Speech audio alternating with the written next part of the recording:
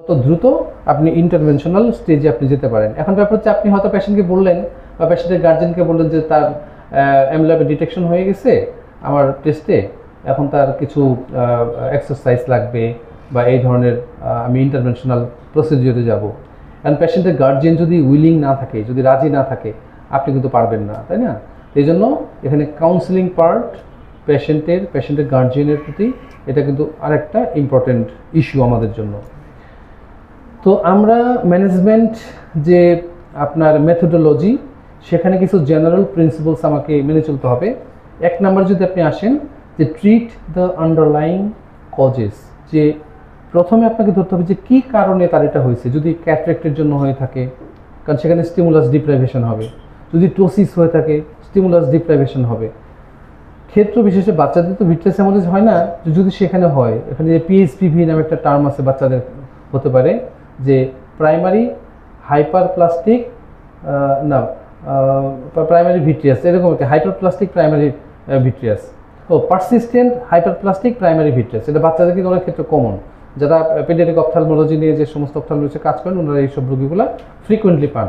তো এইরকম ক্ষেত্রে যে টোসিস, ক্যাটারেক্ট, পিএইচপিভি, তো আমরা এইসব ক্ষেত্রে কিন্তু পেশেন্টের যত দ্রুত সম্ভব আমরা কজে ট্রিটমেন্ট করবো। ক্যাটারেক্ট হলে সানির অপারেশন, পিএইচপিভি হলে ভিট্রেক্টমি, যদি টোসিস হয় আপনার স্লিং অপারেশন করে দিয়ে লিডের আপার লিডটাকে আমরা লিফট করার ব্যবস্থা করব, যাতে ভিজুয়াল অ্যাক্সিসটা ক্লিয়ার থাকে, লাইটটা চোখের ভিতরে যায়।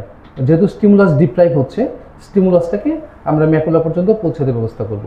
এই জন্য প্রথম হচ্ছে আপনার ট্রিট দ্য আন্ডারলাইং কজ, যদি কোনো রোগ থাকে এই রোগের ট্রিটমেন্ট।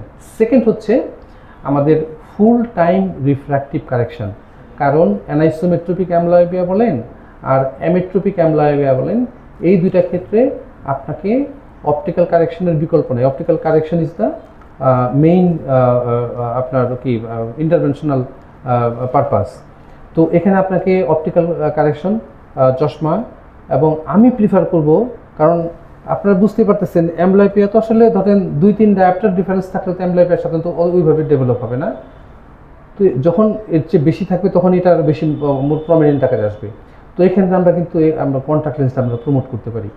কন্ট্যাক্ট লেন্স প্রমোট করার আরেকটা কারণ আমি আপনাকে বলি, যেমন দুইটা চোখের পার্থক্য যদি 2.5 ডায়োপ্টারের বেশি হয়, আমরা কিন্তু চশমার আমরা দিতে পারতেছি না, আমাদের কিছু রেস্ট্রিকশন আছে। আর এক্সিয়াল লেন্থের জন্য যদি রিফ্র্যাক্টিভ এরর হয়, সেক্ষেত্রে আমরা হয়তো আপ টু 4 ডায়োপ্টার। তো এই যে আপনি হায়ার অর্ডারের একটা অপটিক্যাল কারেকশন আপনি দিচ্ছেন চশমাতে, প্লাস লেন্সে কী হয়, ইমেজের ম্যাগনিফিকেশন হয়, ভিজুয়াল ফিল্ড কমে যায়। মাইনাস লেন্সে ইমেজের মিনিফিকেশন হবে, ভিজুয়াল ফিল্ড এক্সপান্ড হবে, কিছু অ্যাপারেটিক প্রবলেম হবে। এগুলো অপটিক্যাল ইনহারেন্ট ডিফেক্ট আর কি, এই অ্যাপারেশনগুলো আপনি খুব সহসা কিন্তু ফ্রি করতে পারছেন না চশমাতে, বাট আপনি ইজিলি কন্ট্যাক্ট লেন্সের মাধ্যমে এটা আপনি ফ্রি করতে পারছেন। এই জন্য পেশেন্টকে মোটিভেট করতে হবে কন্ট্যাক্ট লেন্সের দিকে। যদিও একটা মানে বিরুদ্ধ প্রচলন আছে কন্ট্যাক্ট লেন্সের, যেটা হলো যে চোখে আলসার হয়ে যায়, ঘা হয়ে যায়, নষ্ট হয়ে অমুক তমুক। আমাদের বাংলাদেশে আসলে অধিকাংশ মানে কন্ট্যাক্ট লেন্সের প্র্যাকটিস করে কিন্তু মূলত আসলে অপটিশিয়ানরা আর বিউটিশিয়ানরা, কিছু কিছু অপথ্যালমোলজিস্ট করেন।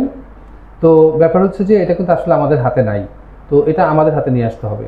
আপনি যদি ব্র্যান্ডেড কন্ট্যাক্ট লেন্স ইউজ করান পেশেন্টকে, যদি ঠিকমতো ফলো আপ আপনি শিডিউল মেনটেন করেন এবং আপনি নিয়মিত ফলো আপে রাখেন পেশেন্টকে, এবং এই কন্ট্যাক্ট লেন্সের ইউজের যে আপনার প্রিকশনসগুলো আপনি যদি তাকে প্রপারলি আপনি যদি এক্সপ্লেন করতে পারেন, বুঝাতে পারেন, আমার মনে হয় যে খুব একটা অসুবিধা এরকম হয় না।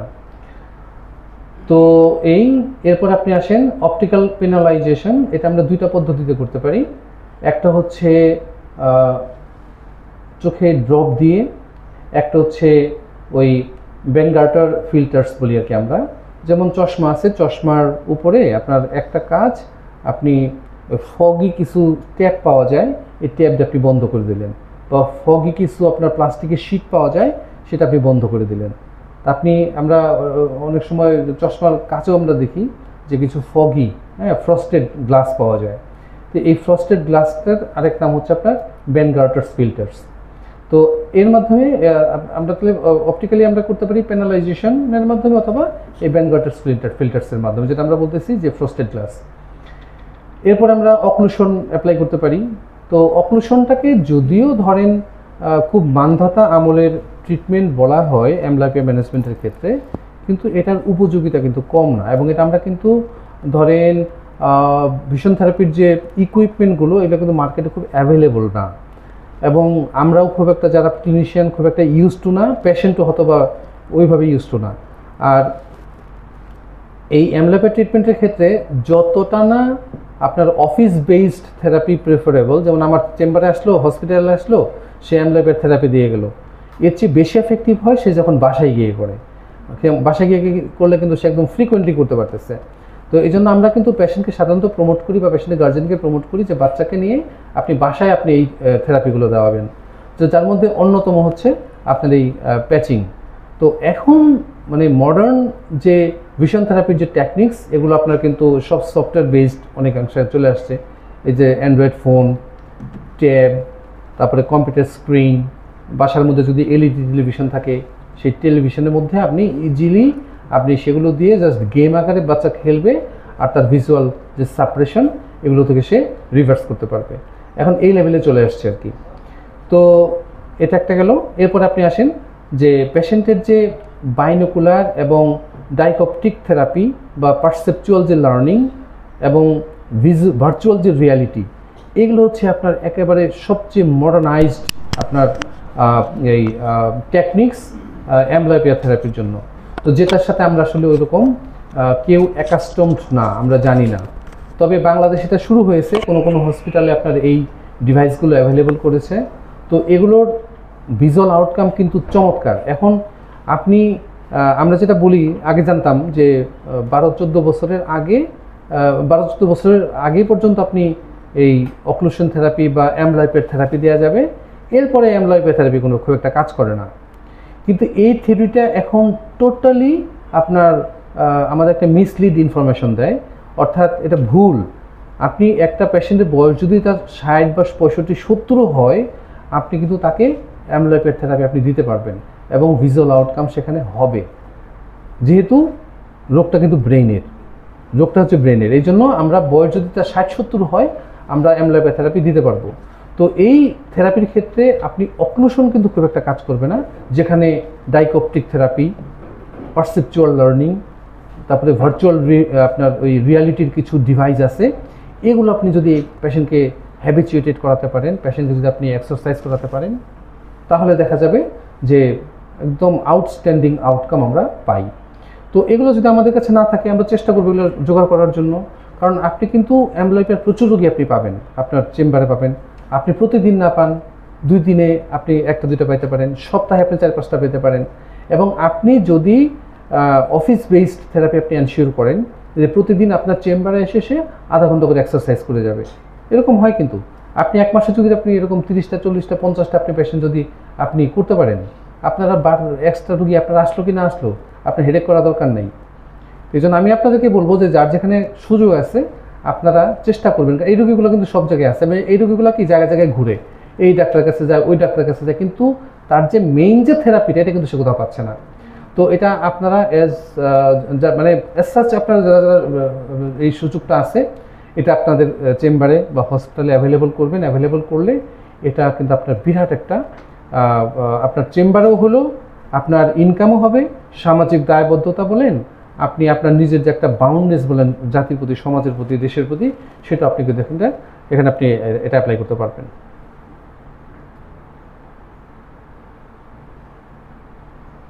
আচ্ছা, এটা তো আমরা জানি যে এই অক্লুশন থেরাপি যেটা, যে প্যাচিং থেরাপি, আর আপনার অপটিক্যাল পেনালাইজেশন আমরা ইউজুয়ালি অ্যাট্রোপিনের মাধ্যমে করে থাকি।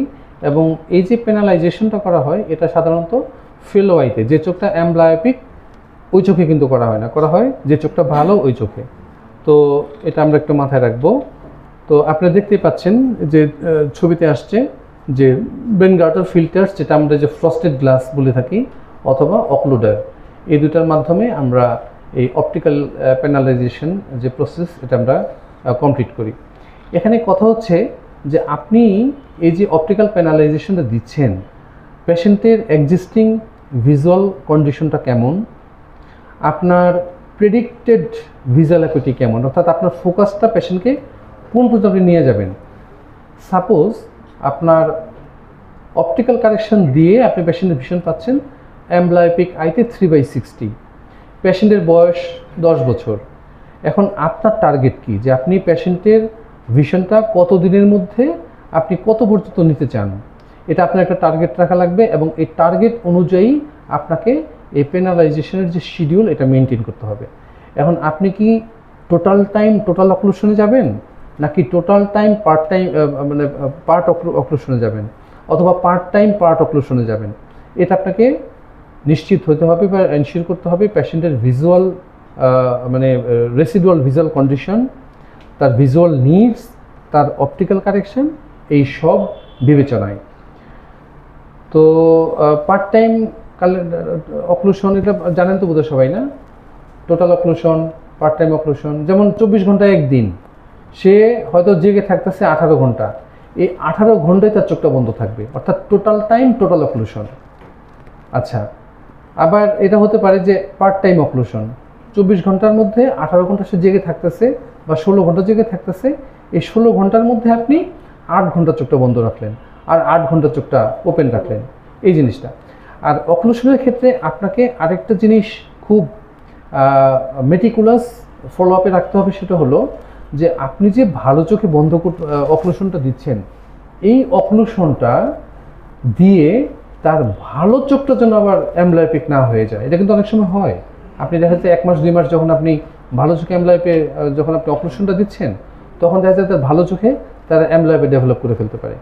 এই জন্য নিয়ম হচ্ছে যে 6:1 অথবা 5:2, অর্থাৎ 6 দিন তার ভালো চোখ বন্ধ থাকবে, 1 দিন তার খারাপ চোখটা বন্ধ থাকবে, এরকম আর কি।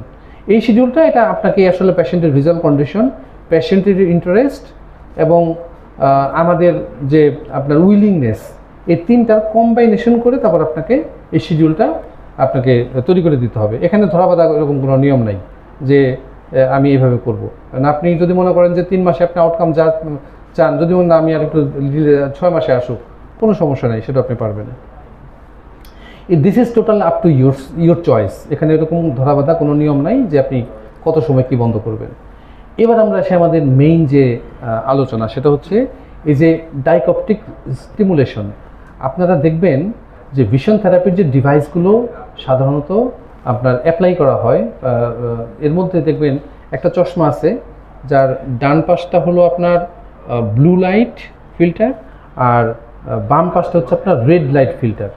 কিন্তু আপনি যখন ডায়াগনস্টিক পারপাস যখন ইউজ করতেন, তখন আপনার এই লেন্সটা ছিল কিন্তু red before right, green before left. আর যখন আপনি থেরাপি পারপাস যাচ্ছেন, তখন blue before right, red before left, এই লেন্সটা আপনাকে ইউজ করতে হবে। এবং এই যে দুইটা কালারের যে ডিসিমিলারিটি, এবং এটা আপনার রেটিনার যে ফটো রিসেপ্টর সেলের যে স্টিমুলেশন, বিশেষ করে কোণের যে স্টিমুলেশন, এটাকে দেখা যায় যে ম্যাক্সিমাইজ করে, ম্যাক্সিমাম এটাকে আপনার স্টিমুলেট করে। আর এটা টোটালটা আসলে কর্টিক্যাল ইস্যু, এটা অনেক মানে নিউরোলজিক্যাল অনেক লম্বা আলোচনা। এটা আসলে বলতে গেলে আমিও মাঝে মাঝে খেয়ে হারাই ফেলবো, এই জন্য আমি এত ডিটেলসে যাচ্ছি না। তো এই যে ধরেন ইন্ট্রাকুলার যে সাপ্রেশন এবং দুইটা চোখের যে সিমালটেনিয়াস ইউজ, এইটা আমরা এনশিওর করতে পারবো এই ডাইকপটিক স্টিমুলেশনের মাধ্যমে।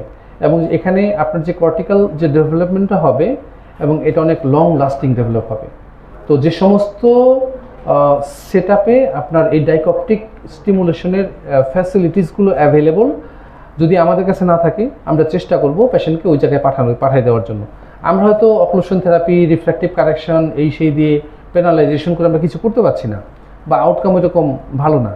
এখন ডিভাইস আমার কাছে নাই, তাই বলে আমি রোগীকে আটকে রাখতে পারি না, আমি রোগী ছেড়ে দেবো যে আপনি ওখানে এই ফ্যাসিলিটিস আছে, আপনি ওখানে গিয়ে দেখান।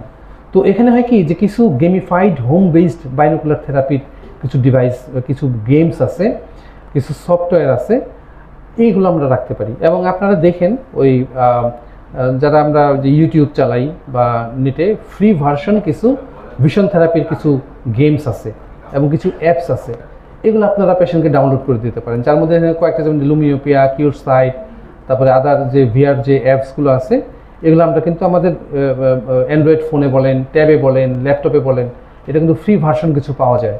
তো এগুলো আপনারা কিন্তু পেশেন্টকে দিয়ে দিতে পারেন। এবং ফ্রি ভার্সনটা আসলে বেশি দিন ইউজ করা যায় না, ম্যাক্সিমাম 10 দিন। তারপর আপনাকে টাকা দিয়ে কিনতে হয়। টাকাও মানে আপনি যদি অ্যাজ এ ক্লিনিশিয়ান পারপাস আপনি যদি কিনেন সেখানে হয়তো 1 লাখ 1.5 লাখ এরকম টাকা লাগবে, বাট পেশেন্ট যখন পেশেন্ট হিসেবে কিনবে তখন তার এত টাকা লাগবে না, অনেক কম টাকায় পাবে এবং সে ফ্রি ভার্সন সে আনলিমিটেড ইউজ করতে পারবে, ওটার সমস্যা নেই। ওটা শুধু একটু টাইম টু টাইম শুধু আপনার লগ ইন করে নিতে হয় আর কি। তো এই জন্য এটা অনেক সিম্পলিফাইড, অনেক ইজি কিন্তু এগুলা। এবং আপনার পেশেন্টের কাউন্সেলিং করে দিলেন, আপনি ওই দু একটা আপনি অ্যাপস ডাউনলোড করে দিলেন বা পেশেন্টকে সাইটের আপনার সাইটেশনটা দিয়ে দিলেন, পেশেন্ট নিজে নিজে এই কাজটা করতে পারবে। তো এই গেমিফাইড যে হোম বেসড আপনার ভিশন থেরাপি, এটা কিন্তু এখন মার্কেটে কিন্তু খুবই আপনার প্রচলিত এবং সরি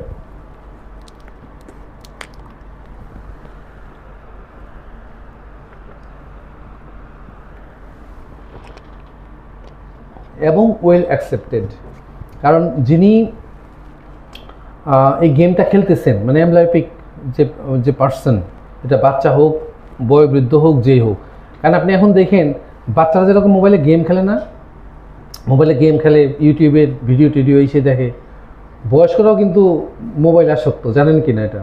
এবং প্রচুর স্টাডি আছে কিন্তু বয়স্করা কিন্তু ওটা গেম খেলে না, ওরা কি রিল দেখে, সারাক্ষণ রিলের মধ্যে আছে, এক রিল দেখে আরেক রিল, আরেক দেখে আরেক রিল। তো বয়স্করাও কিন্তু অ্যাডিক্টেড অনেক সময় মোবাইলের ক্ষেত্রে। তো এই জন্য মানে এই হোম বেস থেরাপিটা এটা এমন জাস্ট একটা গেমের মতো, আপনি জাস্ট গেম খেলতেছে, এই গেম খেলতে খেলতেই তার যে ওই যে ভিজুয়াল যে স্টিমুলেশন এটা কিন্তু সে পেয়ে যাচ্ছে। এবং এই দেখা যায় যে এটা যথেষ্ট এটা আপনার আউটকাম 1 মাস 2 মাস 3 মাস পরে একটা সিগনিফিক্যান্ট ইমপ্রুভমেন্ট চলে আসে আমাদের ভিশনে এই এমব্লায়োপিক থেরাপিতে। এরপরে আপনার এই যে ভার্চুয়াল রিয়ালিটি, এই ভার্চুয়াল রিয়ালিটির যে ডিভাইসটা এটা হেড ব্যান্ডেড থাকে এবং আমরা যে 3D মুভি বলি না, 3D মুভি যেটা দেখি এই 3D 7D মুভির মতো অনেকটা ওই আসে এবং এটা অটোমেটিক আপনার এই কি বলবো যে আপনার থেরাপিটা কাজ করে। বাট এটা একটু কস্টলি এবং অবশ্যই সফিস্টিকেটেড এবং খুব একটা অ্যাভেলেবল বাংলাদেশে আমার জানা মতে ভিআর নাই, ভিআর বাংলাদেশে নাই। আচ্ছা, আরও কিছু আছে আপনার ওই ট্র্যাকিং ডিভাইস। ট্র্যাকিং ডিভাইসের মধ্যে অন্যতম হচ্ছে আপনার মার্সডেন বল। দেখবেন যে চোখের সামনে আপনার একটা নির্দিষ্ট দূর থেকে বল ঝুলানো থাকে, ওই বলের মধ্যে কিছু লেটার থাকে আর আপনার কাছে একটা চার্ট থাকবে, ওই লেটার এবং চার্টের সাথে আপনি অ্যাট ওয়ান্স আপনাকে মিলাইতে হবে। তো এই যে আপনার ট্র্যাকিং ব্যালেন্স এগুলো কিন্তু আমাদের এই ভিজুয়াল ডেভেলপমেন্ট সাথে সাথে ব্রেনের ডেভেলপমেন্টের জন্য অন্যতম এটা আপনার কি বলবো যে উপকারী হিসেবে কাজ করে। তো এগুলো আসলে ওই স্পেশালাইজড ডিপার্টমেন্ট ছাড়া সম্ভব না, বাট এটা আমরা নিজেরাও কিন্তু করতে পারি আমাদের নিজেদের চেম্বারে নিজেদের হসপিটালে। এবং এটা অধিকাংশ এটা আপনার অফিস বেসড হয়, এটা আপনার হোম বেসড হয় না। হোম বেসডের মধ্যে একমাত্র আপনি প্রিজম দিয়ে কিছু টেস্ট আছে এটা দিয়ে দিতে পারেন এবং কিছু গেমিং অ্যাপস আছে এগুলো আপনি হোম ইউজের জন্য আপনি দিতে পারেন। আদারওয়াইজ বাকিগুলো আপনি এই অফিস বেস করতে হবে আর কি, কারণ চেম্বার তো টিকাইতে হবে না। আচ্ছা, এরপরে আপনি আসেন যে পারসেপচুয়াল যে লার্নিং। তো এই পারসেপচুয়াল লার্নিংটা এটা আমাদের টোটাল আপনার ব্রেনের পার্ট এবং ব্রেনের সাথে যে সংযুক্ত মানে এই ডেভেলপমেন্টটা এটা টোটাল একটা ব্রেনে হতে হবে। আর এটা হওয়ার জন্য আপনার এই যে ট্র্যাকিং ব্যালেন্স তারপরে স্যাকেট পারসুয়েড এই যে আপনার ইস্যুগুলো এগুলো পেশেন্টকে আপনার এইসব বিষয়ে ট্রেন আপ করতে হবে। এই ট্রেন আপগুলো হলে পেশেন্টের পারসেপচুয়াল যে আপনার ডেভেলপমেন্ট এটা হবে।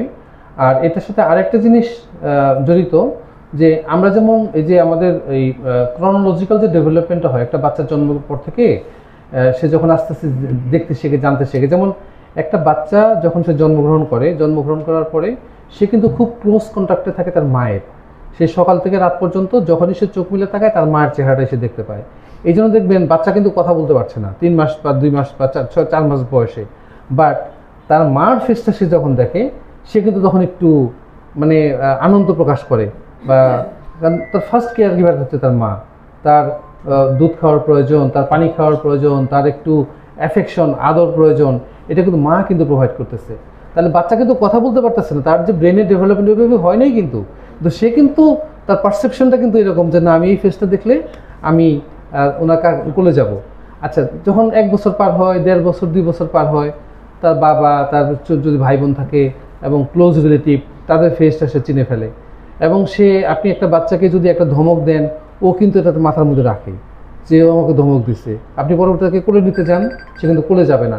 এই যে তার পারসেপচুয়াল ডেভেলপমেন্ট, এটা এই যে বাচ্চাদের যেরকম আস্তে আস্তে হতে থাকে জন্মগতভাবে, এই যে আমাদের কগনিটিভ ডেভেলপমেন্ট বলেন, যেমন আমি ছোট সময় আমরা শুধু কলম চিনতাম, তাই না? এই যে বয়স বাড়তেছে আস্তে আস্তে কি কলম হয়ে গেল পেন্সিল, আবার কলম একটা হয়ে গেল বল পেন, একটা হয়ে গেল আপনার জেল পেন, আবার নিবের পেন, ইঙ্ক পেন যেটা, আবার মার্কার পেন, আবার মার্কার পেন আবার 2 রকম, এরকম এই যে স্যাগ্রিগেশনগুলো, এটা কিন্তু আমরা ছোট সময় কিন্তু শুধু কলম জানতাম, কিন্তু এই যে সময় যাওয়ার সাথে সাথে আমাদের বয়স বাড়ার সাথে সাথে এই কলম কিন্তু অনেক ধরনের কলম হয়ে গেল। এই যে আমাদের ব্রেইনের ডেভেলপমেন্ট, এটাকে বলা হয় কগনিটিভ ডেভেলপমেন্ট। আমরা ছোট সময় যে ABCD শিখছি, এই ABCDটা কিন্তু আমাদের একটা সারা জীবন আমরা এটাকে ABCD বলবো না অন্য কিছু বলবো, ABCD বলবো না অন্য এটা। কিন্তু বাচ্চাদের ক্ষেত্রে আপনি দেখবেন কি ওদের এই যে রাইট লেফট লেফট রাইট, আপনি দেখবেন কোনো কোনো বাচ্চা যখন স্যান্ডেল পায়ে দেবে ওই বাম পায়েরটা ডান পা, ডান পায়েরটা বাম পা, এরকম করতেছে কিন্তু।